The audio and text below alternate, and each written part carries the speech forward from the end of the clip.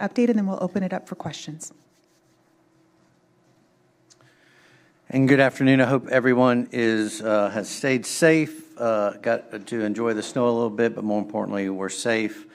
A couple things first. Appreciate the press continuing to be here. We appreciate your assistance in helping us get out credible information across our community. We think it's extremely important and want to make ourselves available to you to answer any questions you may have or any clarifications. So I want to ask you, if you've got questions, if you'll just step to the mics, because we are recording this and want to make sure that everybody can hear the questions. First, if you haven't been made aware, we ended the state of emergency at the county level at 12:30 p.m. today. Again, and you heard some of it in our meeting today, but just want to thank the emergency management team, our senior management team here, as well as all the community partners for the collaboration, just the work they did during this winter event. It's not our first, and it definitely won't be our last, but just great to see our community come together. Very timely that we had, starting in the first event with the ice last week, that we had additional shelter capacity. I know that's been a concern across our community. So that's been great to be able to have that additional capacity with our emergency shelter facilities. As we move forward, the normal operating activities around warming centers and white flag will continue to be in place as we move through additional winter weather over the next few weeks, probably, and into the spring. A quick update, other update, we did this previously, but just to speak at this meeting around the Crown Theater and Arena modernization renovation. Hopefully you've been aware that we have awarded the architect. We've awarded the RFQ for the architectural services at Schuler Ferris Lindstrom, which is a local firm here. We've also selected the owner's rep, which is Turner and Townsend and Harry, which is a national firm based out of Raleigh, or they have a Raleigh office. They've also participated in multiple convention center type projects. We're in the process of hiring or processing of awarding the construction manager at risk, as well as that will happen sometime in March. And then we'll have a pre-planning conference, which brings all those entities together along with our county staff to begin to look at the program that we want to see and begin to lay out some of that, talk budget, talk programming for that space. Of course, Oakview Group, who runs the Crown event, or the Crown complex for us, will be part of those meetings, as well as we'll keep the Crown Commission updated through the process as well and invite them to become part of it. But that pre-planning meeting will be critical. Hope to do that in April. At that point, they'll come back to the board with, these are the programming, this is what we see in the facility, this is an estimated budget. So before we start designing anything, we'll have a budget in place and a programming outline of what we're looking to do. That's a step on that. You've also seen that we're continuing to move down the road as we look at infrastructure across our community, specifically as clean, safe, regulated drinking water, as well as sewer. And the next step in that is, as we look at our water districts, we plan to go into we're creating two water districts, additional water districts that we don't have, that we in addition to the ones we already have. We're going to have some community town halls in Stedman and some other areas around those, just to explain what those are. These districts, these water and sewer districts, are just really a simple way to organize and plan. It allows us to kind of look at what's happening before we actually put anything in place. It doesn't mean bills are coming to anyone. It doesn't mean we're not making anybody connect to anything. No construction started. There's no additional taxes. This is really just a planning step, not a spending step. It's just the next logical step that we need to do to ensure that we have the right infrastructure across this community. So with that, those are the major kind of points. I'm sure you'll have plenty of questions for me, so I'm going to go ahead and open it up at this time for your questions.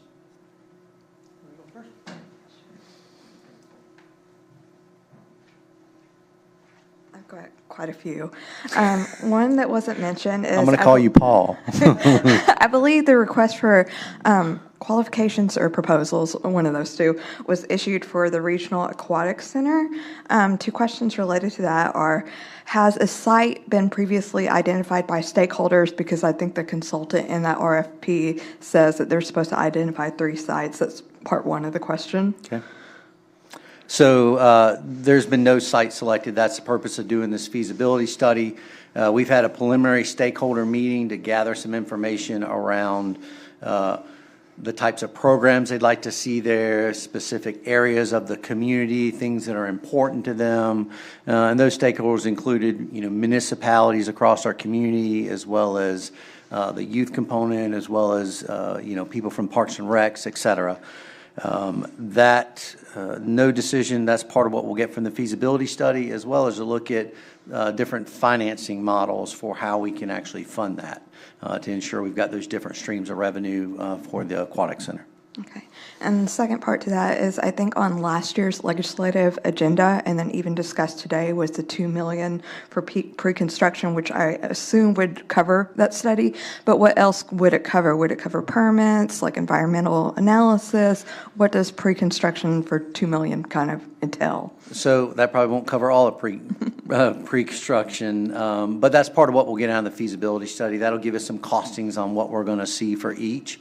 So we've allocated, in our last budget, we allocated $500,000 against this feasibility study and additional steps that we'll need to take.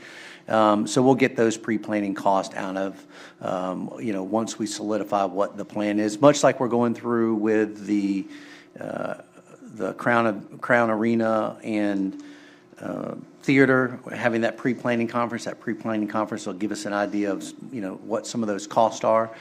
So as we begin with pre-planning costs, to your point, if there's engineering that needs to happen, if there's anything that we need to do on the site or look at things, it gives us those resources to have on hand to do that. But the county is also will obligate some dollars to do that as well.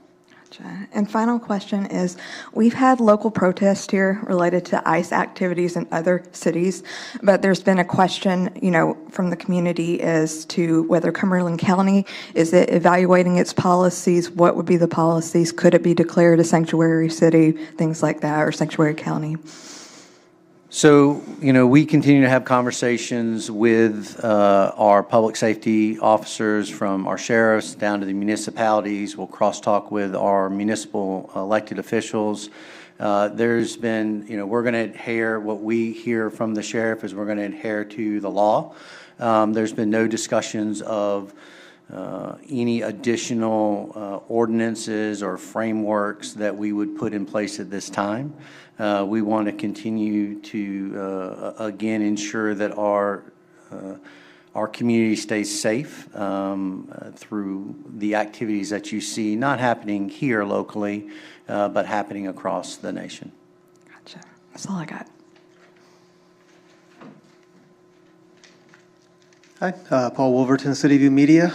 The Salvation Army opened their emergency overnight shelter for y'all now. Did you get a contract signed, or I thought that was still in the works? Explain what's going on. Yeah, so they were actually able to open right before the winter event 2 Fridays ago, and so we've got, they have signed the contract. We're still working through. It's government sometimes takes a little while to get the contract process through, but there's been, direction from the board to the manager to approve, for his authorization to approve up to a dollar amount. They are providing services, and now it's just a matter of making sure all the I's are dotted and T's are crossed on the agreement. But they are providing services, and we are in partnership with them. And what is the cost to the county for that service? So we allocated up to about $1 million, and so it's roughly $900 and something thousand over the course of a year. The agenda, and that's going to, I didn't yes, mean to cut you off, but that's going to provide a couple things. So that's going to provide up to 70 beds, which they're continuing to increase their capacity.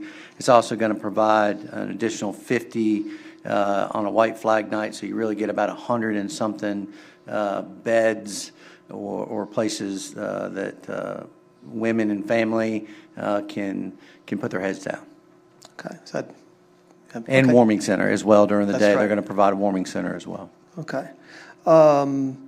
You all heard your legislative agenda. That covers both Congress and the North Carolina General Assembly, or just? No, that's just our state agenda. We're going to talk about our federal legislative agenda in a separate topic. We'll look at that later this month.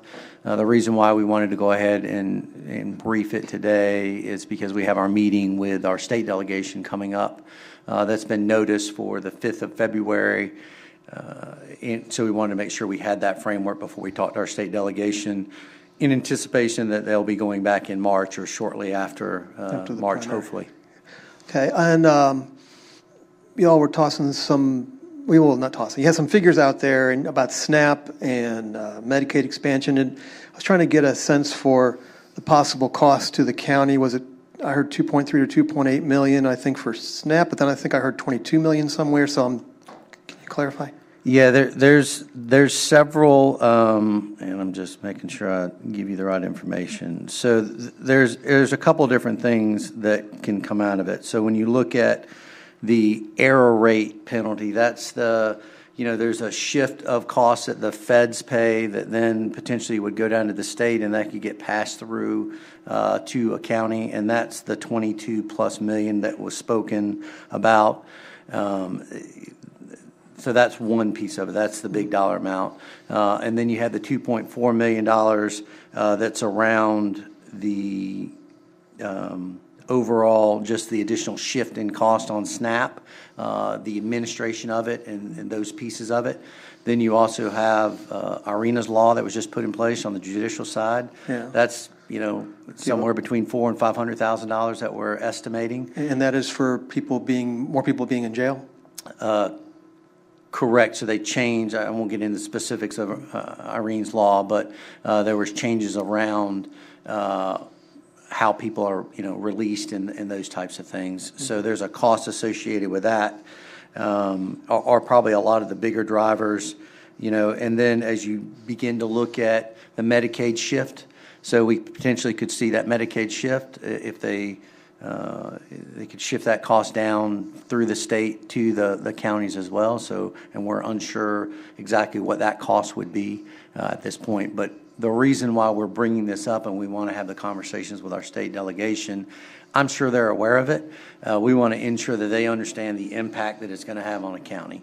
The unfunded mandates that move to us puts downward pressure on a budget that we are already trying to make the investments in things like schools, to where we're paying additional teacher supplements in a formula, in my opinion, and others' opinion, that is not exactly, doesn't benefit counties like us from the state level. That needs to be changed. That's another policy.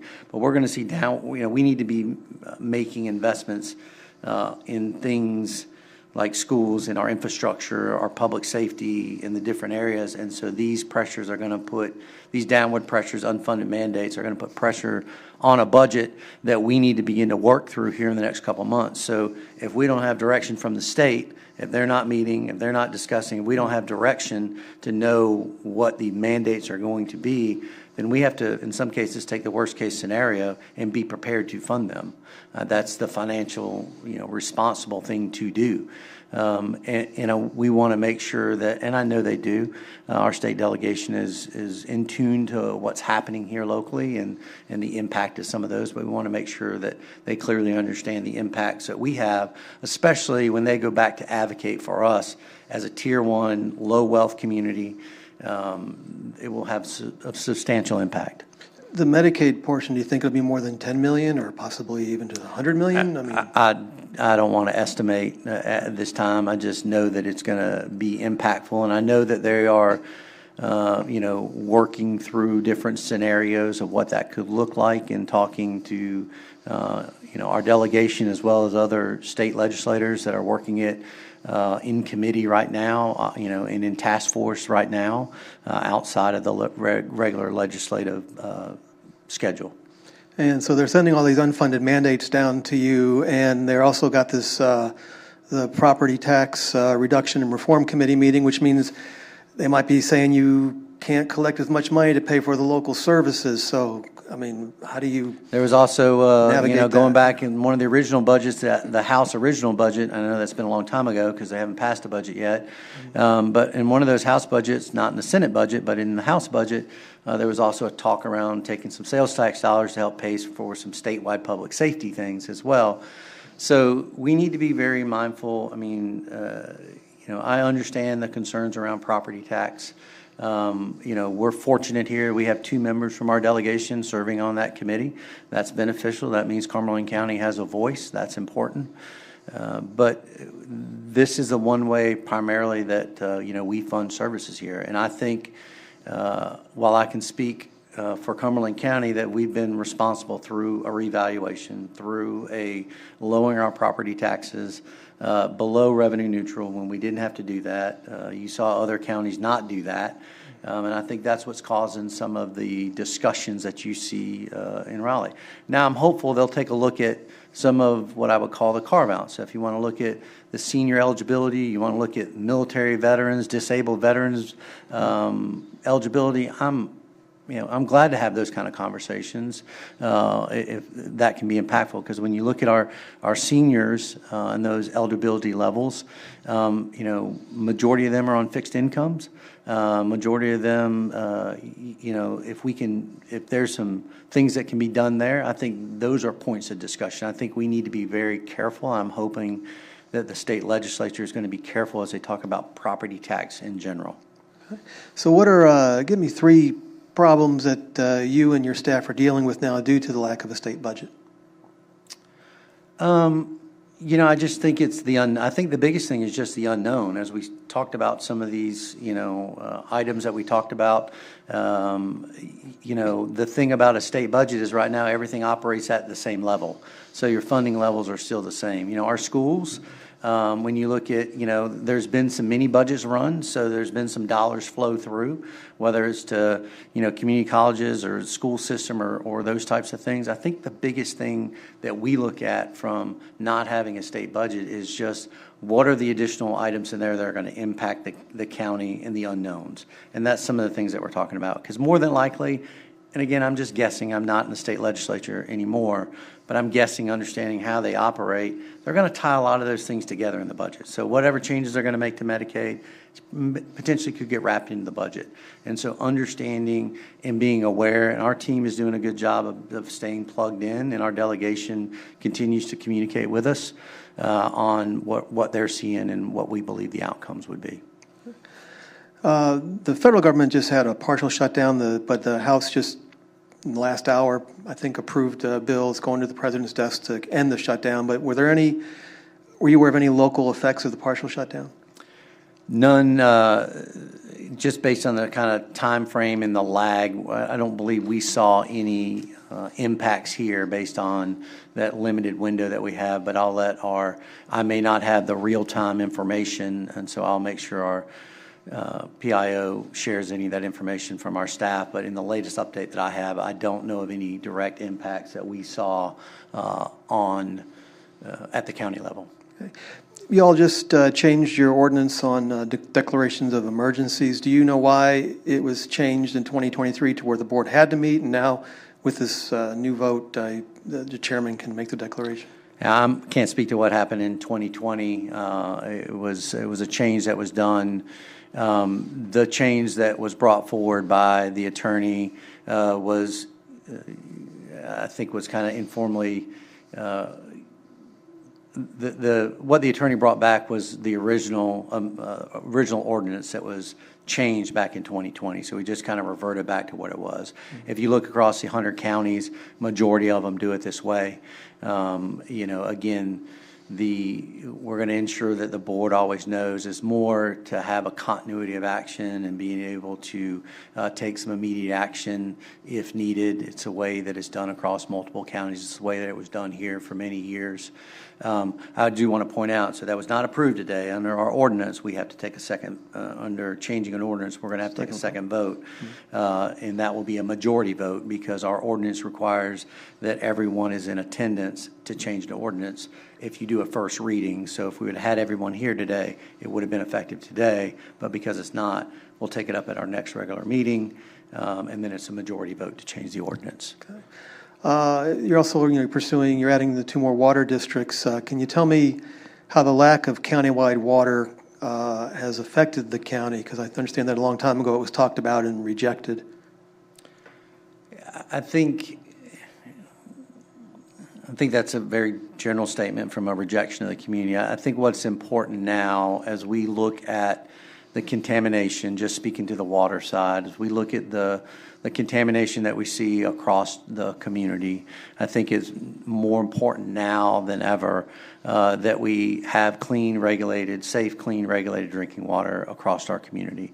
And that's where we're focused. This is a very long process, and you're right, it's been talked about for years. I saw a plan dating back to the early 2000s to one in 2018. But now is how we're actually moving those forward and creating these districts and creating the infrastructure that we need to have in place to provide this clean, safe drinking water based on the contamination. And we're going to focus in these contaminated areas. So as you look at what we're doing, you see Grace Creek, the activity we're having in Grace Creek, and then we'll begin to move to these other heavy contaminated areas. The sewer piece is a different component. We need to have sewer infrastructure across our county for a lot of reasons, some public health, when you look at some of the septic tanks, but also when you look at industry to coming into our community. We need to make sure that we have that sewer infrastructure in place to be able to receive that industry that potentially could come here. And they can't wait for it to be built. We need to already have that in place to recruit that type of industry that could come, for example, up and down the 95 corridor or other locations across our county. But it's also, as I mentioned previously, we're looking to put together an infrastructure. Well, we're putting together an infrastructure summit that's going to begin to paint a picture of all the partners across the county, what infrastructure they're bringing, how we're working together, where we're growing, where the pain points are, and how we can collaborate better to ensure not just here in Cumberland, but how we take a regional approach on doing this as well. So, have we been, to your knowledge, and passed over for a possible employer because we didn't have enough sewer system for them? I don't know one off the top of my head, but to be competitive, and you've got to have sites. If Robert Van Giens from Economic Development is going to work, he has to have sites. We look at the different economic development projects that have been landed over the last 2 to 3 years. It's because we had some site ready things. And when you talk to site selectors, that's what they want to see. So you've got to have infrastructure, if you're going to bring industry here. But it's not just for industry; it's also for our residents, and to make sure that they have, they've got safe drinking water, and they don't have a public health issue with a septic tank. And they had a big meeting last week about the possibility of data centers coming. Where do you fall in terms of whether we should encourage or discourage those from coming to our area? Some of them are multi-billion-dollar projects, would do a lot to alleviate your funding issues, but then people have a lot of concerns. I think it was a great opportunity that the Economic Development Organization or corporation brought. So it was about having a conversation. As these projects are coming to our community, and quite frankly, some are already here at different levels, because there's different types of data centers. There's the big AI data centers that you hear about that are in the news, and then there's the smaller, different types of what they call edge data centers or co-location data centers. I think it was important that the community have the conversation.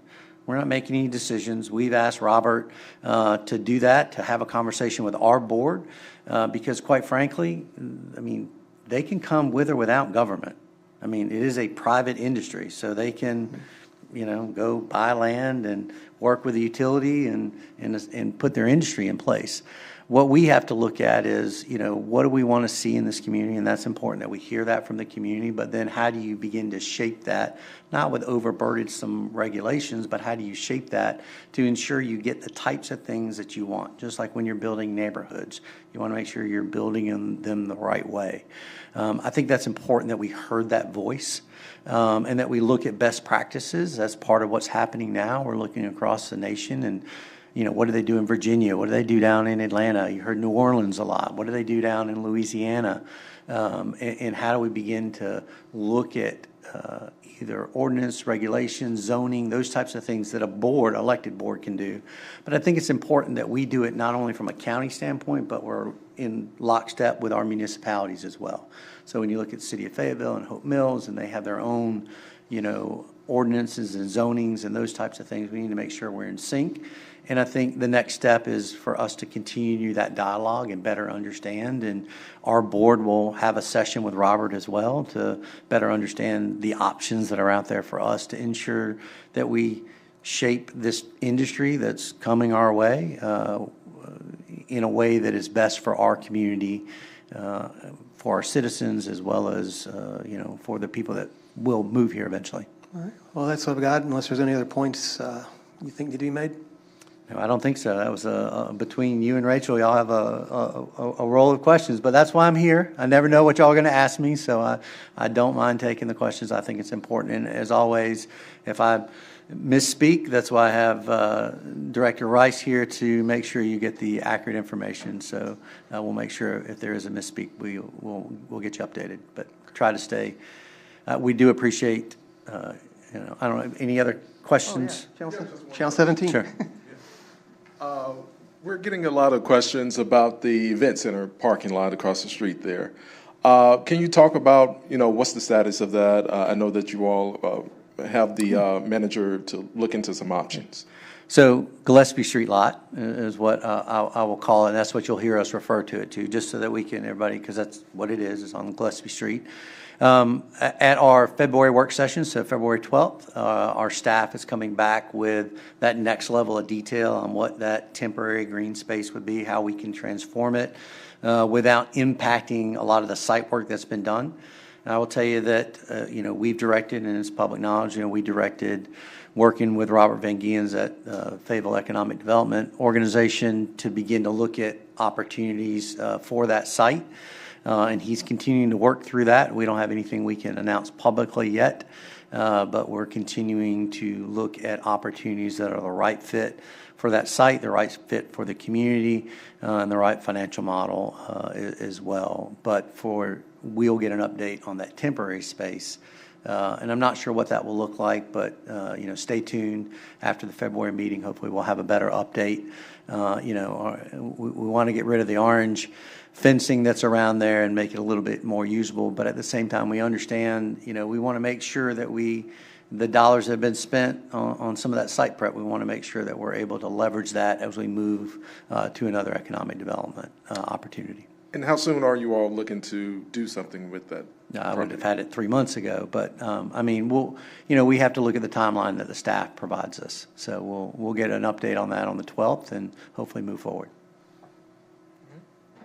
I knew that would cause Paul to come back up. So related to that, when I was coming over here one day, the overflow parking lot across the street was full, and I had to drive about a block or two down to the other overflow parking lot, the gravel one, it doesn't bother me, but I know it bothers a lot of people. And then as I was walking into the building, I saw 2 cars being towed from the back parking lot. What kind of feedback are you getting from people about the parking situation, and what more can you do at this point? Yeah, and I appreciate the question. So, the towing is we're enforcing the parking. What you saw, if we had a fire event at the courthouse because of people parking incorrectly, it was blocking a lot of the fire lanes and those things. So we're putting some enforcement in place now that we've added that capacity. Do we have enough capacity? No. We're continuing to look at how we add additional capacity, whether that's through private lots or other things. We're also trying to make sure that we have enough spacing and blend between employee parking as well as public access. We know that's important as well. And we've been very thoughtful through the ADA piece of this as well to make sure that we have enough close parking as it regards to that. But we know we need more. When we lost the 200 spaces, there were additional ones added. But if you really talk to people in the courthouse, those were already being used. So it's kind of like we didn't really add any spots. And so our staff, we hear it every day. And our staff continues to look at options. We've added some options. We've done some things to get the enforcement in place. to make sure that it's safer, but we're going to continue to look for additional spots. And, you know, I'm hopeful that we'll continue to work through any of the parking issues we see in downtown. And it's unfortunate for our public as well as our employees where we are right now, but I know our staff will continue to look for additional capacity. That's it. Anybody else? All right, again, thank you so much. Really appreciate the opportunity to come talk to you today and answer any of your questions. We appreciate your partnership in helping us get out the credible information. And as always, you know I'm accessible. Our team is accessible. If you have any questions following this or just in general as we move forward on anything. So thank you for your time.